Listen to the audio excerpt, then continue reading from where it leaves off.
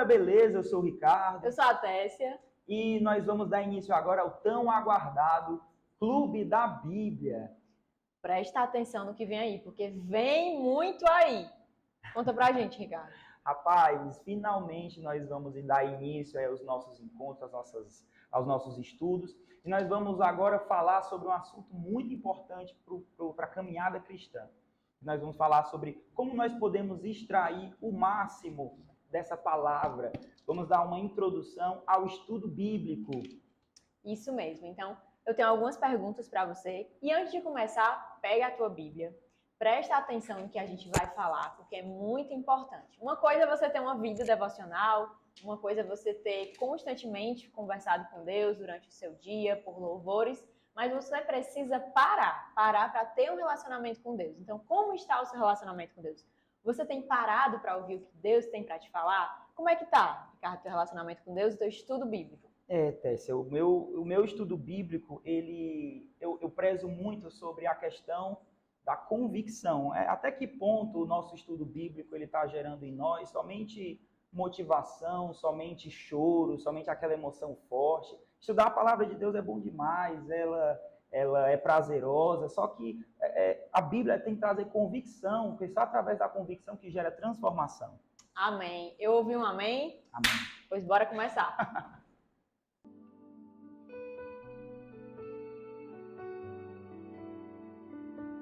Bom, em primeiro lugar, eu quero falar de como nós podemos estudar a palavra de Deus. Quais são os métodos, quais são as formas de nós podemos extrair realmente o máximo dessa palavra. Bom, eu queria trazer um texto bíblico para contextualizar um pouco dessas coisas. Veja bem, lá em Mateus capítulo 13, versículo 52, ele fala o seguinte: ele lhes disse, por isso, todo mestre da lei, instruído quanto ao reino dos céus, é como dono de uma casa que tira do seu tesouro coisas novas e coisas velhas. Então, esse texto diz para mim a importância de nós estarmos cientes, estarmos familiarizados com as coisas do reino. Aí isso me encoraja a não estudar a Bíblia de uma forma displicente, de uma forma leviana. E como é que nós podemos fazer isso? Existem alguns métodos e eu acredito que a maioria dos cristãos utiliza o método devocional. Anota aí. Primeiro método devocional. O que é o método devocional? É quando você lê a palavra de Deus procurando extrair alguma reflexão para alguma área da sua vida que precisa de um avivamento, que precisa de uma transformação, que precisa de uma palavra do céu mesmo. O método devocional consiste em você fazer essa reflexão. E existe também o método litúrgico. O método litúrgico é aquele que você estuda a palavra com o objetivo de realmente extrair o sentido literal. É isso que significa esse conceito de método litúrgico. Outro método que nós podemos utilizar para estudar a palavra consiste no método doutrinário. O que é o método doutrinário? É o método onde nós lemos a palavra focado nos princípios e nos valores da palavra de Deus. Por exemplo, quando nós estamos fazendo o nosso estudo de GC, mal sabemos, mas nós estamos aplicando esse tipo de método. Mas um método que nós podemos ter é também um método evangelístico, onde nós lemos a palavra com o objetivo de conhecer a pessoa de Jesus Cristo. É o método que ele visa revelar quem Jesus Cristo é.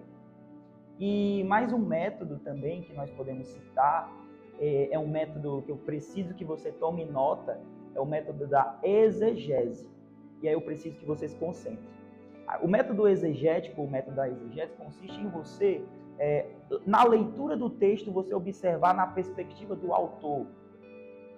Enquanto que nós precisamos também citar o método da hermenêutica. O que significa hermenêutica?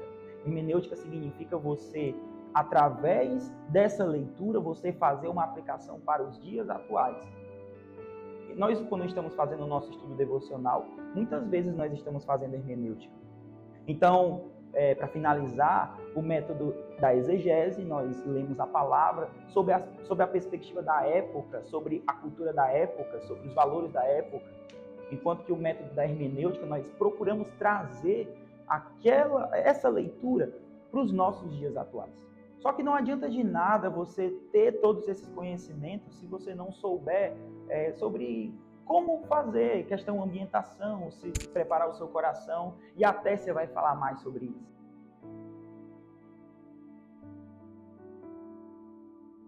Agora que você entendeu sobre os métodos, você vai entender agora sobre o ambiente para que você possa escolher o seu método e executar. Você precisa parar, você precisa escolher um local silencioso, calmo, para que você tenha a sua conversa com Deus.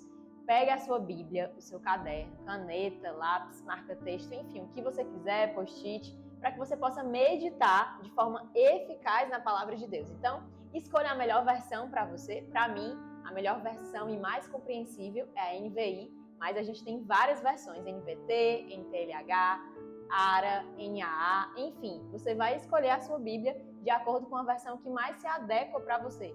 Como que eu sei, Tessia, qual a versão que mais se adequa para mim? É aquela que eu compreendo de forma eficaz, é aquela que eu consigo entender. Então eu preciso de uma Bíblia que eu entenda, que eu leia e que eu entenda. Então eu preciso também de um ambiente para que eu possa fazer essa leitura de forma adequada. Eu, no meu momento devocional, eu coloco um louvor, faço o meu momento de adoração. Em seguida, eu oro entregando esse momento ao Senhor. Posteriormente, eu pego a minha Bíblia, eu separo esse meu estudo de acordo com o que o Senhor vem a me guiar. Ou seja, tem pessoas que fazem o seu cronograma bíblico, ou seja, leem a Bíblia toda durante o ano. Tem pessoas que fazem estudos devocionais. Cada dia tem um tema bíblico para estudar.